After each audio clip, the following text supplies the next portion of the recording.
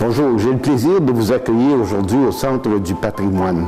Depuis sa construction en 1998, le Centre du patrimoine est géré par la Société historique de Saint-Boniface, dont j'ai le plaisir d'être le président du conseil.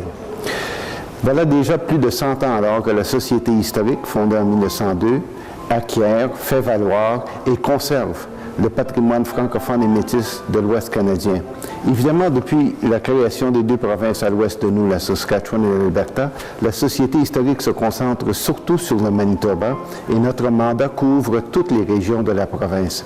C'est un plaisir pour nous d'accueillir le public, les chercheurs et ceux et celles qui cherchent une réponse à leurs nombreuses questions qui touchent à notre patrimoine.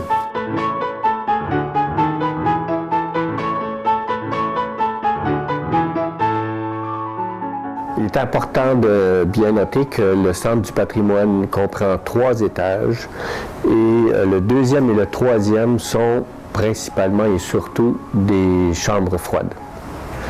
Les 2 chambres froides sont des environnements contrôlés. La température et l'humidité relative sont maintenues à des niveaux stables afin d'assurer une meilleure protection à long terme des documents.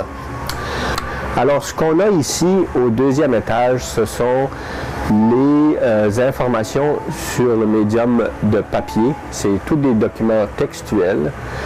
Et par exemple, vous trouvez ici documents des premiers registres de la mission, qui sont maintenant aujourd'hui partie des registres de la cathédrale de Saint-Boniface. On trouve aussi de l'information sur des personnages importants, comme par exemple Louis Riel. Et on a ici la lettre qu'il envoie à sa maman le 15 novembre 1885.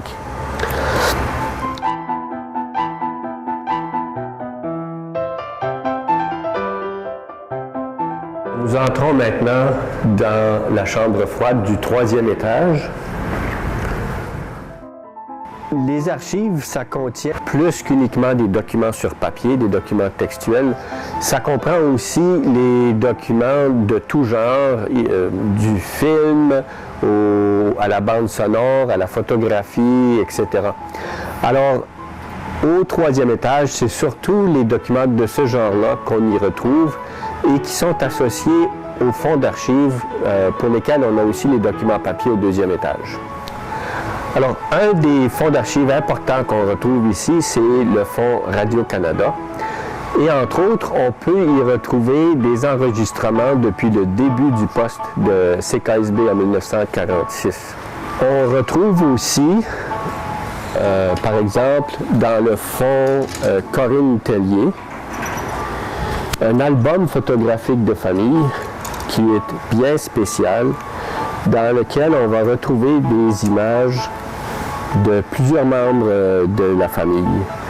Alors on a entre autres la collection importante d'Étienne Gabory. Alors on a ici au premier étage la salle de recherche et c'est ici que les gens peuvent consulter des fonds d'archives après avoir identifié ce qui les intéresse. Et on a aussi associé aux archives une bibliothèque de référence qui permet d'avoir de l'information complémentaire à ce qu'on peut trouver dans les archives.